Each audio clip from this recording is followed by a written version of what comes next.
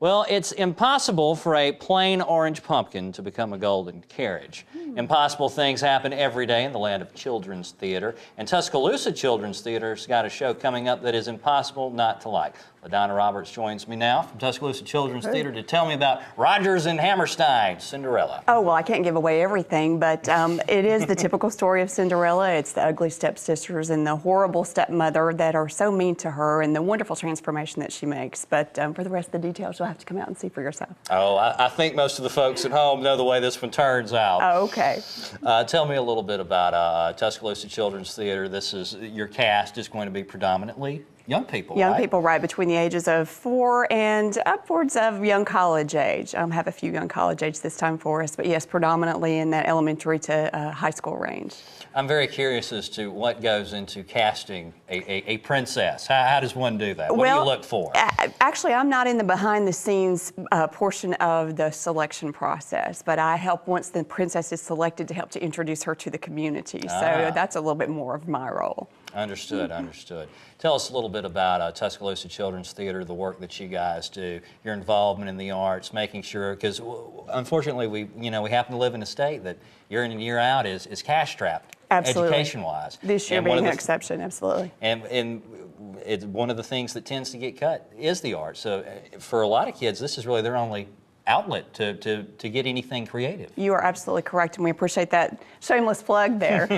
But as far as Tuscaloosa Children's Theater is concerned, yes, it is a program geared toward educating the children about the arts, both the performance aspects and the production aspects. So we look to all of those age groups in teaching those skills. And in addition to the public performances that we have of these shows that so many people are familiar with, we also have school shows that are geared toward the elementary and middle school shows, and we offer a reduced price ticket for those particular performances, and we encourage those school children to come out with their teachers and experience those theater productions. So the kids actually get to see the kids doing the show. Exactly, exactly.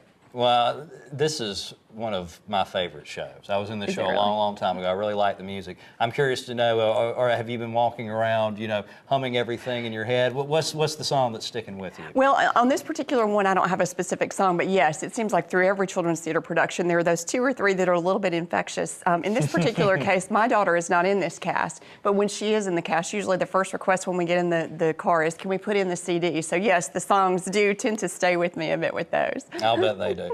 You guys also have some events outside and leading up to the opening of the show that are going on. I believe breakfast and a spirit night. Talk to us about that. We enjoy eating at Tuscaloosa Children's Theater almost as much as we enjoy theater. Hey, same way here. We like to eat at WVUA TV. Absolutely. Make no mistake. But we'll start with a spirit night at Baumhauer's Restaurant, which is right next to Hampton Inn and the Tuscaloosa Magnet Schools. We'll do that on Monday night from 5 until 9.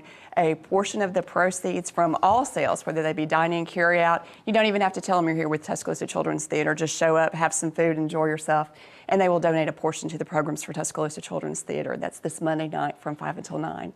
The following Saturday, April 9th, from 7 until 9:30, we'll have a character breakfast. That's where the people will get to come out and they'll get to see the princess and the prince and some of the other characters, get a little sneak peek of the show. And for only $5 donation, we get a plate that has pancakes, sausage, and a beverage included with it. And then last but certainly not least is the actual production itself. The production opens April 15th to the public. That's Friday, April 15th. We have a show Friday evening at 2 p.m., Saturday at 2 p.m. and 7 p.m., and then Sunday at 2. And then for ticket information on that, you can go to our website, which is www.TuscaloosaChildren'sTheater.com. All right, super. LaDonna, thank you very much for being with us. Thank you, There's Dave. a lot going on with Tuscaloosa Children's Theater next week. Monday, Spirit Night at Baumhauer's Restaurant. That starts at 5 p.m. And on Saturday, April 9th, you can have breakfast with the characters at Applebee's in Northport. That starts at 7 a.m. And on Saturday, April 9th, let's go. Yeah, here we go. And last but certainly not least, Rodgers and Hammerstein's Cinderella opens on Friday, April 15th at the Bama Theater in downtown Tuscaloosa. For tickets, showtimes, and more information, visit TCT online at TuscaloosaChildren'sTheater.com.